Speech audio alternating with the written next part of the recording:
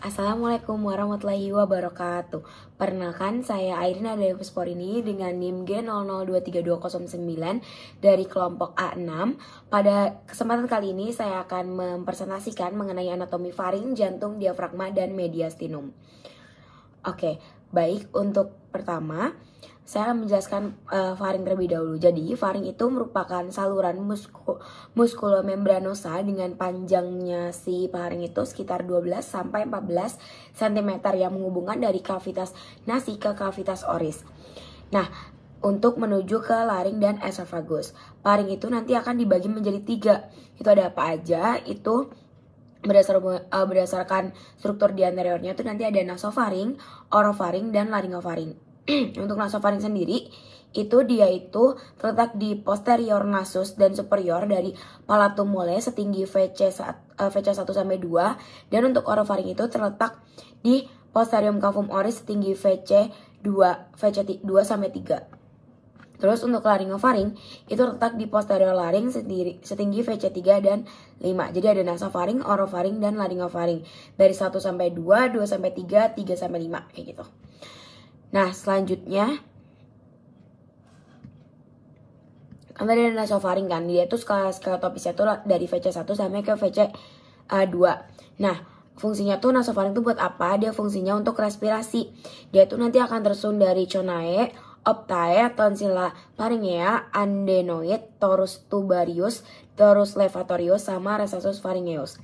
Ini buat gambarnya bisa dilihat di sebelah sini. Oke, next.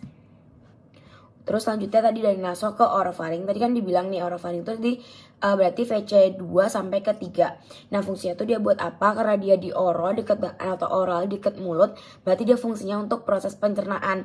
Nah, dia tuh nanti bagian-bagian tuh ada isthmus faucium, ada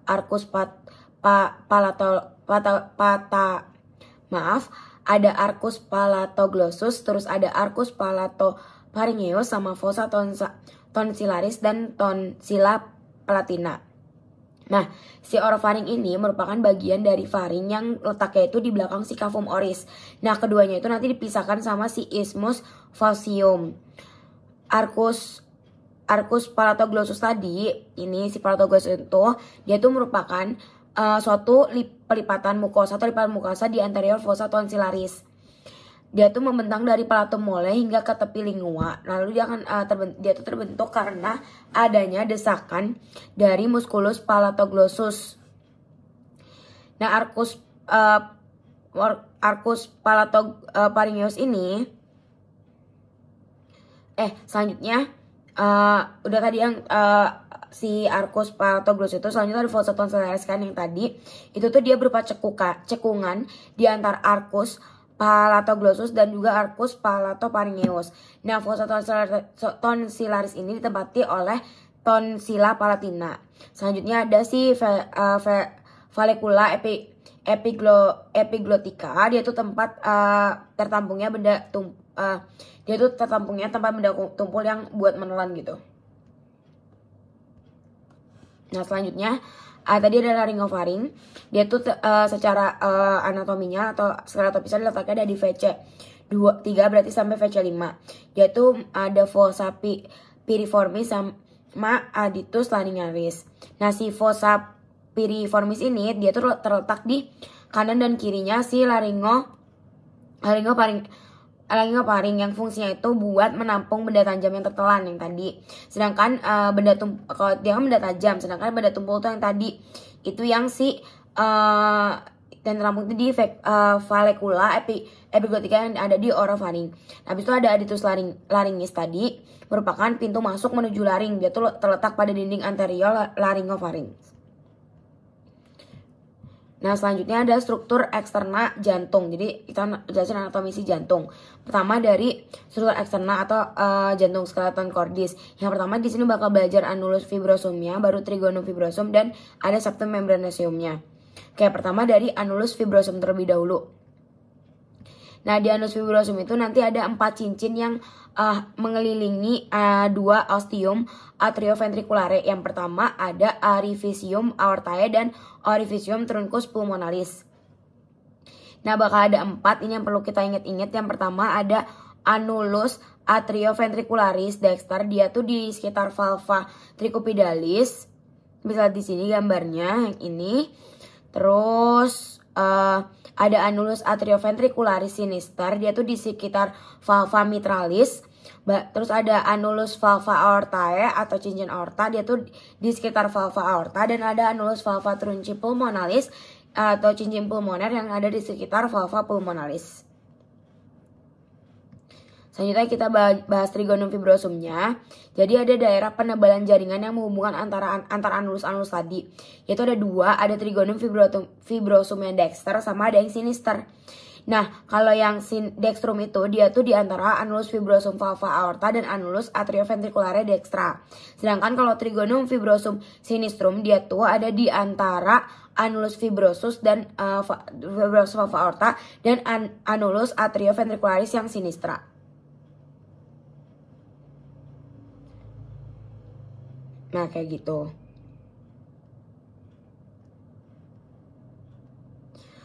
Selanjutnya untuk struktur internal jantungnya itu bakal ada atrium yang setara dalamnya itu ada atrium dexter sama atrium sinister. Jadi ada kayak di jantung itu akan ada ruangan-ruangan gitu, ada yang namanya atrium sama ventricle. Atrium itu dibagi jadi dua kan, jantung ada yang kanan dan kiri. Nah sama nanti situ ada yang atrium dexter sama sinister, terus ada juga ventricle yang dexter dan sinister. Ini yang dexter, ini yang sinister.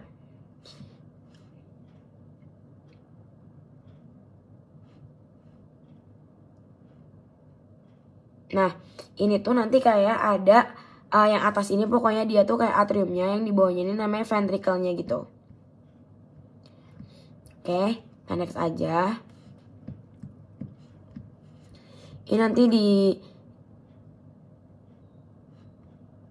ini ada yang kayak bentuk segitiga, ini namanya adalah triangle of Koch.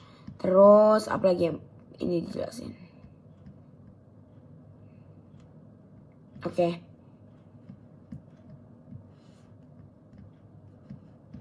Oke, next ada atrium dexter kan tadi. Atrium dibagi jadi dexter dan sinistrum. Nah, atrium dexter itu dia tuh ada bagian yang halus yang namanya adalah sinus venerum cavarum, dan ada bagian yang kasar namanya adalah musculus pectinati atau auricula dextra. Bagian halus dan kasar ini nantinya tuh bakal dipisahin nih, yang ini bagian halus dan kasar itu nanti dia bakal dipisahin sama si crista terminalis yang di dalam dan sulcus terminalis yang di luar. Selanjutnya nanti ada fossa ovalis dan limbus fossa ovalis, yaitu obliturasi foramen ovale yang berada di septum interatrial. Terus nanti ada ostium arterivena dextra, yaitu menghubungkan dengan si ventriculus dexter. Lalu ada ostium sinus coronarias, itu untuk valvula tabesi. Terus ada ostium vena cava inferior, dia itu valvula eustachi. Nah selanjutnya untuk ventricle yang dexternya, tadi kan yang sinisternya, maaf ini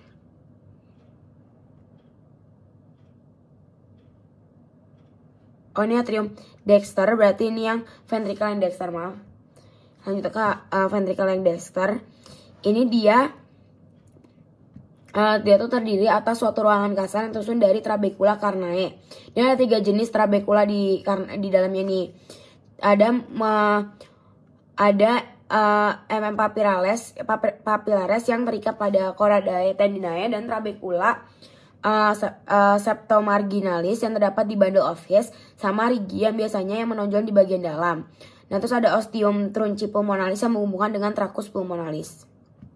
Terus untuk atrium sinister itu bakal terdiri dari sinus venarum cavarum dan auricula sinistra. Terus ada ostium arterivena sinistrum yang nantinya akan menghubungkan dengan ventriculus sinistrum.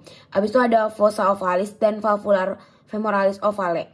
Nah, nanti ini tuh bakal dimuari oleh 2 buah vena pulmonalis dextra dan 2 buah vena pulmonalis sinistra superior dan 1 buah vena pulmonalis sinistra yang inferior. Nah, habis itu ada ventricle yang sinister, dia tuh nanti akan membentuk apex cordis. Nah, dia tuh ada myokard yang lebih tebal dibandingkan dengan yang lainnya. Dan ada vestibulum aorta juga di sini, ada ostium aorta dan ada musculus papillaris. Nah, si ostium aorta itu yang menghubungkan dengan aorta. Sedangkan papillaris itu yang menghubungkan dengan chorda tendinae. Nah, habis itu ada gimana secara mekanisme pembukaan dan penutupan katup. Jadi jantung itu kayak banyak katupnya gitu. Ada katupnya kayak antara atrium dan ventricle juga punya katup. Nah, mekanisme katupnya itu gimana? Yang pertama ada katup atrioventricularis.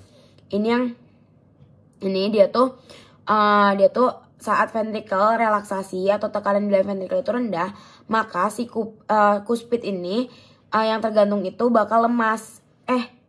Lemas. Lalu kedua valvula atrioventricularis akan terbuka karena lemas kayak gitu kan. Terbuka kayak kita kalau lemas kayak gini kan. Nah, kayak gitu. Nah, darah itu baru masuk ke ventricle. Pas darah masuk di ventricle dan ventricle itu udah terisi penuh, maka katup kan kayak penuh nih. Kalau penuh kan kayak kita bakal kayak kebuka gitu kan. Sama kalau misalkan ventricle udah penuh, maka katup itu bakal terdorong oleh aliran darah dan tertutup kayak gitu.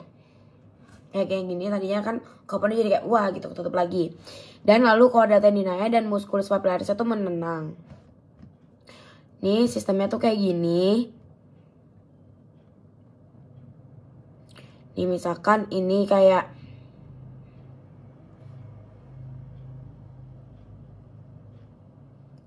gini. Oke, next. Itu ada pulmonal valve machines. Nah, habis itu kalau yang buat camp pulmonal selama sistol tekanan darah akan mendorong katup ke atas sehingga darah mengalir ke arteri pulmonalis. Lalu kadang-kadang darah itu akan mengisi si sinus pulmonal dan ketika katup itu telah terisi penuh, titik puncaknya akan turun ke bawah sehingga menutup si katup pulmonal itu. Selanjutnya untuk aortic valve machines, itu katup aorta dia itu memiliki struktur yang unik, yaitu bukan arteri koroner di dalam sinus aorta. Atau si arteri koroner adalah arteri yang memvaskular jantung, itu sendiri dia tuh ada di dalamnya sinus aorta. Nah, kita juga ingat bahwa pengisian sinus itu hanya terjadi pada akhir sistol atau si kontraksi ventrikel itu. Sehingga aliran darah melalui pembukaan arteri koroner hanya terjadi pada fase distol aja. Terus ventrikel relaksasi dan atriumnya bakal berkontraksi. Nah, selanjutnya ada diafragma. Di sini ada cavitas thoracis dan cavitas abdominalis. Nah, bakal ada dua bagian di sini, yaitu ada pars muscularis, yaitu ada yang perifer, dan dia tuh ada pars sternalis, costalis dan lumbalis, dan ada centrum tendinae. Ini ada lumbar part, ada left costal part, ada sternal part, terus ada right costal part, sama ada central tendon yang warna putih ini. Terus yang bolongan itu namanya caval opening ya. Terus udah.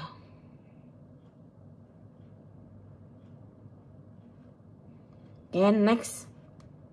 Lanjutnya jelasin yang mediastinum, ini yang terakhir. Jadi mediastinum itu adalah ruangan dalam cavitas thoracis di antara kedua cavitas pleuralis. Dia itu sebuah bidang transversus yang membentang dari angulus sternalis, di mana pertemuan antara manubrium dan corpus sterni sampai ke diskus intervertebralis antara VTH 4 sampai dengan 5, membagi mediastinum menjadi dua, ada mediastinum superius sama inferius. Nanti ada di inferius itu ada anterius, medius sama posterius. Nih, kita lihat di sini ada transverse thoracic plane, di sini ada interior bakal ada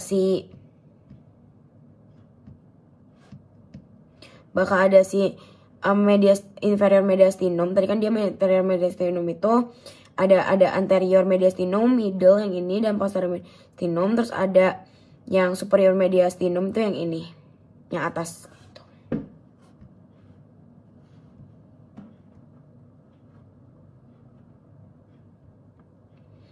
Oke, mungkin itu aja yang bisa saya presentasikan. Mohon maaf bila ada salah kata. Terima kasih telah mendengarkan penjelasan saya. Sekian dari saya. Wassalamualaikum warahmatullahi wabarakatuh.